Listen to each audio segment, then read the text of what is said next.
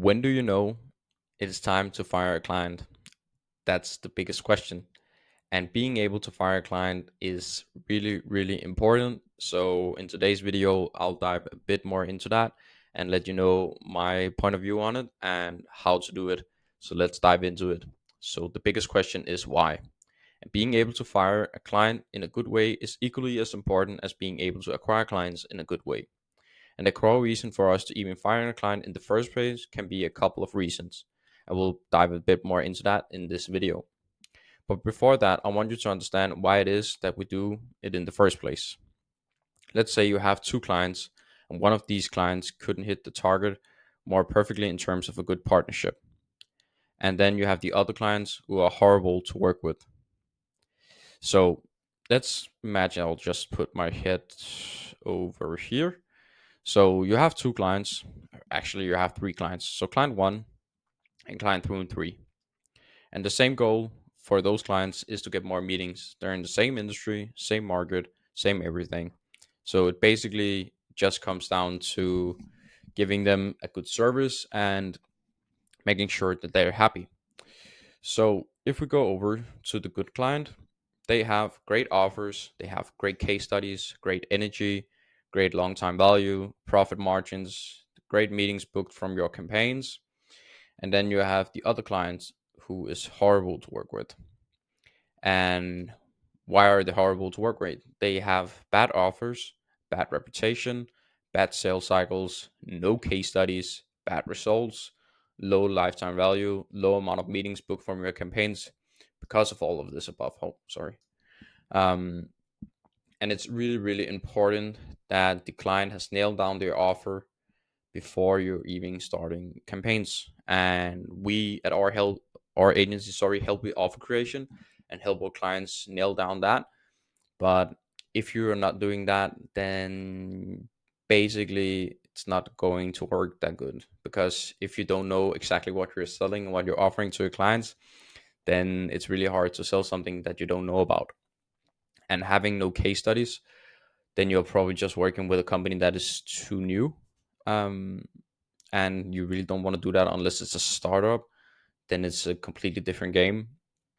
But as well as bad sales cycles and bad reputation is not just the route that you want to go about. And you maybe want to ask that in your onboarding form, not completely ask them if they have a bad reputation, because no one wants to admit that. But if they have, what are their sales cycles? What are their customer reviews? You can look up on the website if they have Trustpilot or they're on Clutch, whatever.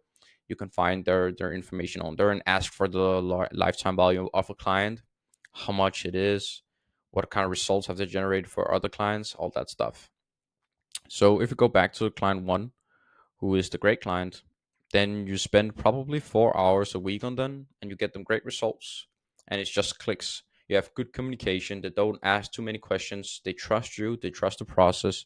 They know that you're the expert in what you're offering. That's why they hired you in the first place. So it's just like a lot of good things happening. You're happy.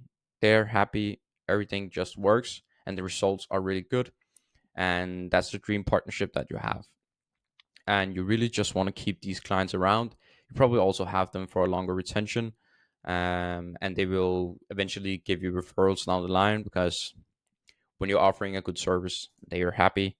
Then you could probably ask them, hey, do you know someone in your network that needs the service that I'm offering, or knows anybody that needs that? Then they can refer to them. When you have referrals, they are just easier to close than a cold lead. So just really get good at your service delivery and how you manage your clients, how you set expectations, how you do all that I've touched on a bit in another video. But yeah, then we go back to the bad clients. And remember, you only have one client that is good and two that are bad. So the two bad clients are probably paying you more in terms of retainer. If you are taking a retainer, for this example, let's just say they are paying you 3,000 a month and the one client is paying you 1,000 a month. But on the back clients, you spend 37 hours a week on them. They don't trust the process. They try to take ownership of the campaigns and they don't listen to what you have to say. So the results end up being bad. You are irritated. They're irritated. It doesn't work. They blame everything on you, on your process, and they don't look inward and say, okay, maybe it's us that need to go back to the drawing board and see how can we make this work better. So you really just need to have a hard conversation with these clients and need to get rid of them, because you're just wasting your time, wasting a lot of energy that you can put in places that would be more worth it than like trying to get more clients, doing more outreach. Just please get rid of them. And if you're looking at the difference between the two bad clients and the one good client, that is the input and output. So the difference between the two bad clients and one good is the amount of hours that you put into each. So here, over here, I'll put me in the middle. Over here, you spend 37 hours, and here you spend 4 hours. What do you want to do for yourself? You want to spend 4 hours on one good client, you have good results, and spend it 37 hours a week. That's a lot of time that you're wasting, not wasting, but a lot of time and effort that you're putting into something that really don't work. And you might spend 4 hours a week on the good client and 37 hours on the bad client. What this does is actually you use more money than you can imagine. And let me tell you why. If you have two clients that are costing you 37 hours a week and you can't deliver results for them, then you will just end up spending a lot of time, if you're doing performance, on something that doesn't work. Of course, you cannot say that after 2 weeks, but if you're given a 3 month period, you can't deliver results, the communication is bad, they don't trust you, they don't trust the process, they blame everything on the way that you work instead of them and how they offer and present their offer, then it's just not worth it. And the reason why it's costing you a lot of money is because you could use that time to get more clients that will be good for you. So the solution to that, and that is the absolute best thing that you can do here, is to find those bad quality clients. So you have an extra 37 hours of work on the good client. So you can also use to get them better, even better results than you're already doing. And that will eventually 2x, 3x, 5x, maybe even 10x results that you're getting, because you gain so much more focus and you get rid of the headache that your clients are causing you. And that's really just a good way to think about it. Both you can put more input into your good client that will get better results, they will be more happy, and you can also leverage some time into getting other clients, doing manual outreach, all that stuff. But how do I fire a client, you might ask? Well, there's no right or wrong way to offboard a client, but I do have some core principles when it comes to doing, and I'll try it myself a couple of times. And here's what I discovered working the best and what I think you should do as well. So let's dive into that. So, number one, be direct. Don't sugarcoat what you're trying to say. Get straight to the point. It's not a nice conversation to have. Everyone knows that, but it's just needed to have, because otherwise you will just be irritated every day. It will be bad energy that you will think about all the time, and you will not be able to focus on what really matters. So please be direct with them. Don't sugarcoat anything. And number two, be transparent. Again, don't sugarcoat anything. If you can't deliver results, or you're not getting a good chemistry match working together, then tell them. Tell them that the result is not good, and tell them why they probably aren't good. It could be the offer, it could be the lead list, it could be whatever.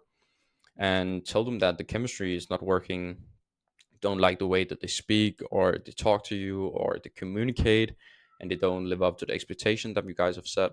So yeah, that's number two. And number three, make a clear plan. Tell them next steps on how it would work in terms of the last invoice, refunding, or transferring of domains, etc. So there will be a lot of things that needs to get in place in terms of who's taking care of the payments, what kind of payments do they need? Are we working to end of the month? Are we just cutting it at the middle of the month or first? Whatever. Just make a clear plan of how it would work to offboard them. That's really important. As well as I've touched on in another video, set expectations. So this is really important as well. So the client knows exactly what is going to happen. And number four, you hop on a call with the client. Always way easier to handle these things on a call, so you don't get stuff mixed up and confused on the message. And you probably tried that yourself. It is can sometimes be really confusing when you're doing it on text. Something can be misunderstood, misled, all that stuff. So hop on a call with them, talk about it. It's much easier. It's easier for you. It's easier for them. It's probably harder if you're shy than sending out a text, but it's just way more convenient for both of you in the end. So please just do that. And number five, refund or not. It depends a lot on the scenario, on how long you work together, and the contract terms. So if you are having a refund of the service delivery, then you probably have gotten a guarantee that says if you don't get results, we don't deliver results, you get a refund, or you don't pay or anything like that. But just think about it. If you have not had, like, if you're starting out, let's say that you're starting out, got your first couple clients, and third client just can't really deliver them results. They're only paying on performance, so they haven't paid you like a 5K setup fee or anything like that. So they only pay per meeting or per closed client. It just doesn't work. Do a contract of 3 month minimum. You found out in the second month, second half of the last month, that this is not just working. You can't deliver them results. Something is off. You can't figure out what it is. And then you don't refund them because they're probably only paid for the systems. But that really depends on the contract. So these are some of the tips that I have in terms of when you need to fire a client. And it is so important, so you don't waste a lot of time and your energy on clients that don't want the best for you. So please keep that in mind, and you will also experience that when you have been in the game for a bit of time. You know when to do it and what to do. And yeah, it's just not a nice scenario, but it just needs to be done so you can get on with your life and get better clients that are happy for you and will work together great. So I hope, as always, that you found this video valuable. And if you like it, please give it a thumbs up. If you don't like it, give it a dislike. I'll appreciate both. Let me know in the comments if you have any questions and if you have any experience with the firing clients, then I will gladly hear about it. And if you have some other tips that we could use, that would be grateful as well. Thank you so much. See you in the next one. Bye.